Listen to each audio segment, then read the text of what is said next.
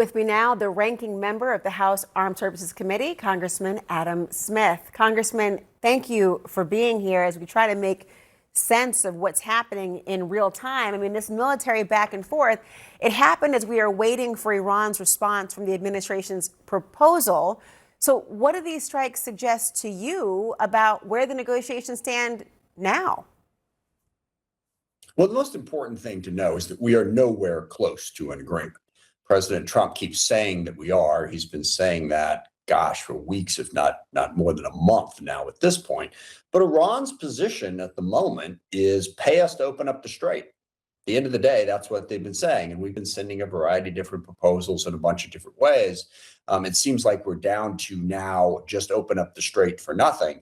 And always remember that the strait was open before the war started. The purpose of this war was to stop Iran's nuclear program, to stop their ballistic missile program, and to stop their support for terrorist groups, with the hope that it might even lead to regime change. So, we are nowhere near where we want to be. And President Trump keeps hoping that Iran is going to change their mind. But right now, there's not much evidence that they will. So the real problem isn't, ceasefire or no ceasefire. It's that we're stuck on actually getting what we wanted out of this war.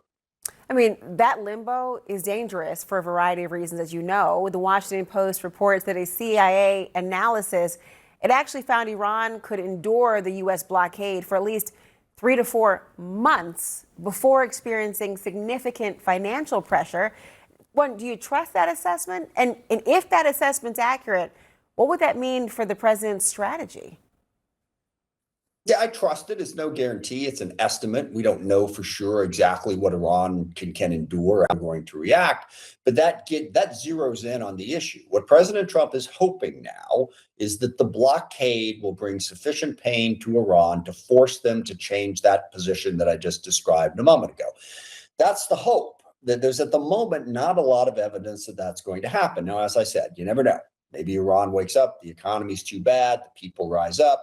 It does not seem likely. So I think that intelligence assessment is pretty accurate, which just sort of shows how stuck we are. And I think the reason the president doesn't want to break the ceasefire is he learned what he should have known before he started the war. A bombing campaign alone would not force Iran to capitulate or force regime change. And yet we spent 4 to 6 weeks doing that. And the other point to really emphasize here is while all this is going on, cataclysmic things are happening to the economy. And the Middle East is hopelessly bogged down. Gas prices are up, $1.30 in the US. In parts of Asia, they're running out. They don't have access to gas. The fertilizer problem is now going to start to impact the food supply. This has been devastating to the global economy and continues to be so as long as the strait is closed. And as long as the ceasefire isn't really a ceasefire, because occasionally we shoot at each other and the war between Israel and Lebanon continues. So this is a very bad situation if it just stays where it's at. The status quo, dangerous. Congressman Adam Smith, thank you so much. Look, we've got an update for